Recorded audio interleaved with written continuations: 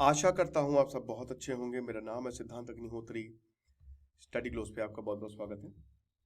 दोस्तों, Syrian rebels ने Aleppo को घेर लिया है। मेरी तबीयत बहुत ज़्यादा ख़राब है और काफ़ी ज़्यादा जुकाम उखाम हुआ है, तो इसीलिए थोड़ा सा मैं पीपीटी पे लेक्चर कर रहा हूँ। आज हिम्मत नहीं है एकदम। तो आर्मी ने एयरपोर्ट को, रोड्स को क्लोज किया है। बात करेंगे इसकी। ये आप देख सकते हो सीरिया, और ये एलेप्पो एक ऐसा शहर है। देखो, पहले मैं आपको एलेप्पो के बारे में कुछ बताना चाहता हूँ। भाई, ये शहर एक बड़ा ही बदनसीब शहर है।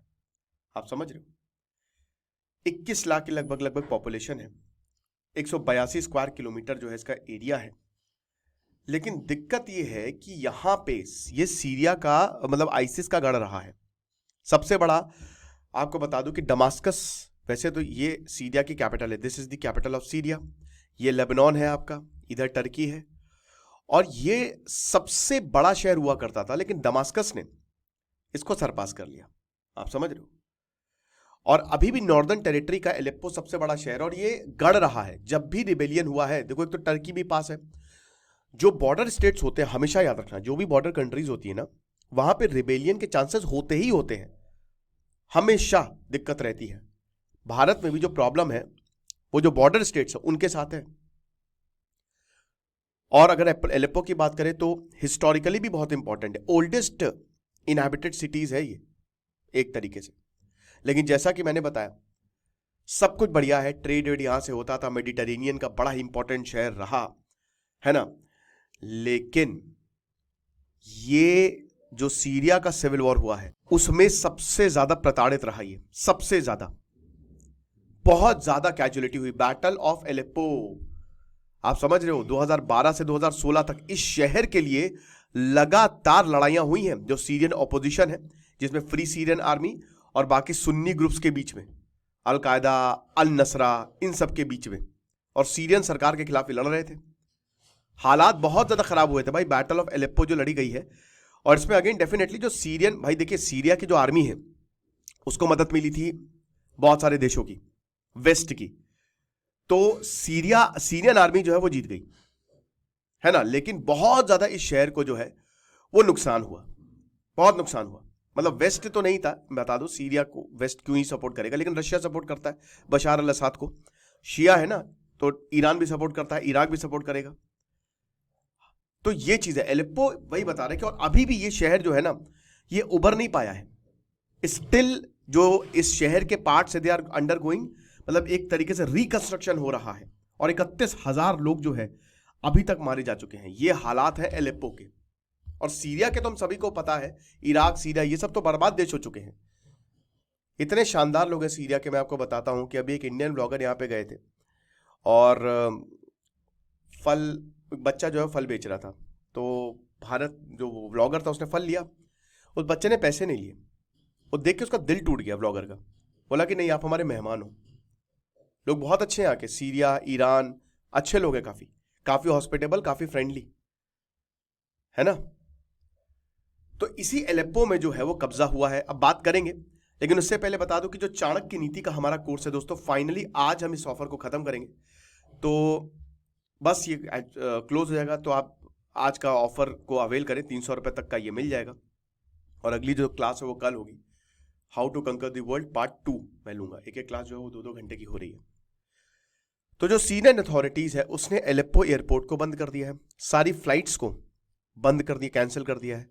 मैंने क्या बताया कि अगर आप इस नॉर्दर्न टेरिटरी का ये सबसे बड़ा शहर अपने कंट्रोल में ले लेते हो तो लगभग सारी चीजें आपके कंट्रोल में आ गई। रिबेल्स ने इस शहर पर हमला कर दिया है। सीरिया पर बड़ा हमला हुआ है। इस्लामिस्ट ग्रुप हयात तहरीर अल शाम, पहली बार जो ऑपोजिशन है भाई वो पहुंच गए हैं। समझ रहे हो?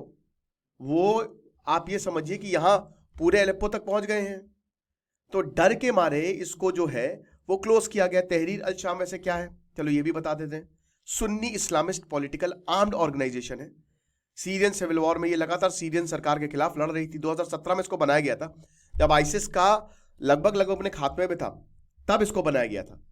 और यहां पे बहुत सारे आतंकी ग्रुप को मर्ज करके इसको बनाया गया था।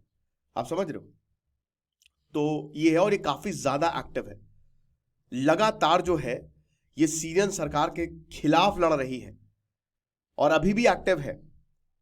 लगभग 31,000 के करीब जो है इसमें लड़ाके काम कर रहे हैं, और एक से एक ट्रेंड। सीरियन सिविल वॉर से लेकर हर जगह जहां पे भी ये युद्ध होगा और जहां पे भी लड़ाई होगी सुन्नी को लेकर, वो ये आएंगे ही, सपोर्ट करेंगे। इनके तो एक आइडियोलॉजी है। तो कई बार ये कोशिश कर चुके हैं और कुछ शहरों को तो इन्होंने अपने कब्जे में भी लिया है। तो वेंसडे को सरप्राइज अटैक किया, जितने भी शहर थे सबको अपने कब्जे में लेकर एकदम तालिबान वाला हिसाब किताब एलोप्पे में घुस गए। तो मुस्तफा अब्दुल जाबिर ये कमांडर है जैश अल इज्जा। अगेन याद रखिएगा कि जो ये सारी ब्रिगेड्स आपको दिख रही जैश अल इज्जा और बहुत सारी, मतलब मैंने क्या बताया कि ये जो अल शाम जो ये ऑर्गेनाइजेशन है ना, ये एक तरीके से मर्जर है। आप समझ रहे हो? दिस इज मतलब एक तरीके से यूनिफिकेशन हुआ है, ठीक है।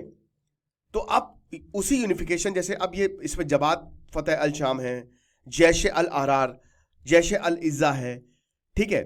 ये इनका अटैकिंग फ्रंट है, इससे ये जो है वो हमला करते हैं, है ना। अब जाहिर सी बात है बहुत तेजी से प्रोग्रेस इन्होंने की है, इनको भी इजराइल मार रहा है, मिडिल ईस्ट की टेंशन है ही है, लेकिन ये रुके नहीं है भाई। जब टेंशन होगी, आपदा में अवसर, ये लोग जो है वो देखेंगे। अब बगल में टर्की है, टर्की तक भी आ सकता है। तो टर्की के फॉरेन मिनिस्ट्री स्पोक्स पर्सन ने कहा है कि भाई देखिए, रीजनल स्टेबिलिटी हमारे लिए सबसे ज्यादा जरूरी है और हम नहीं चाहेंगे कि कुछ भी इस तरीके का काम हो, है ना। तो आप देख ही सकते हैं रिबेल ग्रुप के पास अच्छा खासा एरिया है। ये जो ईस्टर्न टेरिटरी है ना, वेस्टर्न टेरिटरी, ये काफी हद तक इनके पास है, ठीक है। और सॉरी, ग्रीन में जो आप देख रहे हो, मतलब ये वाली तो ऐसा नहीं है कि पूरी तरीके से सीरिया जो है वो कंट्रोल करता है आपकी सीरियन सरकार। ये जो ग्रीन में आप देख रहे हो, छोटा सा ये पार्ट जो देख रहे हो, this is controlled by rebels, है ना। और ये जो हरे में कुर्दिश फोर्सेस, अब आपको पता है कि कुर्दों को बहुत बड़ा धोखा दिया अमेरिका ने। यही कुर्द जो है ये अपना कुर्दिस्तान चाह रहे थे, और अमेरिका ने बोला भी था कि हम आपको इसमें कंसेशन देंगे, दिक्कत भले आपको कुर्दिस्तान ना बना पाए लेकिन कंट्रोल ज्यादा रहेगा, आप हमारी मदद करिए आईसिस को खत्म करने में। कुर्द बड़ी बहादुरी से लड़े, आईसिस को हराया, लेकिन फिर अमेरिकन को छोड़ के भाग गया। ये चीज है। ब्लैक वाला जो आप देख रहे हो वो आईसिल अभी भी कंट्रोल करता है, लेकिन मेजोरिटी जो ऑफ द एरियाज हैं वो आपके सीरियन सरकार ही कंट्रोल करती है, ठीक है ना। लेकिन इतना आसान नहीं है, क्योंकि सीरिया मैंने बताया ना एक बहुत ही बर्बाद देश हो गया है वो। तो आपको पता है कि बशार अल असद एक शिया है और उनको रशिया सपोर्ट करता है, ईरान सपोर्ट करता है। मिलिट्री सपोर्ट जो है उन्होंने मांगा है कि इस ऑफेंसिव को जो है वो काउंटर किया जा सके, और 72 घंटे के अंदर अंदर मिलिट्री पहुंच जाएगी। क्रेमलिन ने बोला, दिमित्री पेस्कॉव ने बोला कि भाई देखिए, ये सीरिया की सॉवरेनिटी का हनन है। अब आपको बता दूं कि देखिए, रशिया के लिए सीरिया इज सुपर इंपॉर्टेंट, आप समझ रहे हो। रशिया के लिए कोई भी वो देश इंपॉर्टेंट है जो सीधा सीधा समुद्र से उसकी मतलब समुद्र के किनारे है, क्योंकि रशिया एक ऐसा देश है जिसके अगल बगल कोई समुद्र नहीं है, तो मुश्किल है उसके लिए ट्रेड करना, इसीलिए वो हमेशा अफगानिस्तान के पीछे पड़ा रहा। अब ये जो वायलेंस है, मार्च 2020 से जब रशिया और टर्की ने एक डील ब्रोक की ताकि हॉस्टालिटीज को रिड्यूस किया जा सके, ये उसी का ही एक तरीके से उसी की वजह से ही हुआ है ना। हालांकि सीरिया ने ये बोला कि देखिए, रिबेल जो है वो एलेप्पो में नहीं आए हैं, रशियन एयर स्ट्राइक्स हुई है, सरकार को रशिया की मदद है, और यहां पे जो एलेप्पो में इंसर्जेंट्स हैं बहुत ज्यादा उनको नुकसान पहुंचा है, बहुत बम मारे हैं। यूनाइटेड नेशन भाई देखिए, इसमें 27 सिविलियंस जो हैं जिसमें बच्चे भी हैं, 8 साल तक के वो मार दिए गए हैं। लगातार पिछले 3 दिन से जो हमले हो रहे हैं, तो यूनाइटेड नेशन चिंतित है। क्या ही चिंता कर रहे हो भाई, चिंता करने से होगा क्या। चिंता ता चिता चिता चिंता ता वही है, कुछ नहीं हो सकता। यूनाइटेड नेशन कुछ कर तो पा नहीं रहा है। अमेरिका जब तक कुछ कहता नहीं तब तक यूनाइटेड नेशन एकदम चुप। आपने देख ही लिया कि यूनाइटेड नेशन फील्ड ऑर्गेनाइजेशन के रूप में सामने, फील्ड ऑर्गेनाइजेशन थी, अभी और पुख्ता हो गया, है ना। सना ने रिपोर्ट किया है कि जो 4 सिविलियंस हैं जिसमें 2 स्टूडेंट्स हैं वो मारे गए एलेप्पो में, रिबेल लगातार गोलियां बरसा रहे हैं, यूनिवर्सिटी पे गोलियां बरसा रहे हैं। अब जैसे जैसे फाइटिंग बढ़ेगी, कंसर्न्स भी बढ़ेंगे कि क्या ये रीजन और ज्यादा डिस्टेबलाइज होगा, क्या ये ऐसा तो नहीं कि सब कुछ रिबेल के कब्जे में आ जाएगा। तो देखेंगे, अभी तो वक्त है इसमें, लेकिन हाँ, रिबेल्स ने हमला किया है। मुझे नहीं लगता रिबेल्स जीत पाएंगे, बट फिर भी एक बड़ा हमला है सीरिया के ऊपर। बाकी आप चाणक्य नीति का कोर्स आप अवेल कर सकते हैं, सिर्फ और सिर्फ 300 रुपए का है। Thank you so much.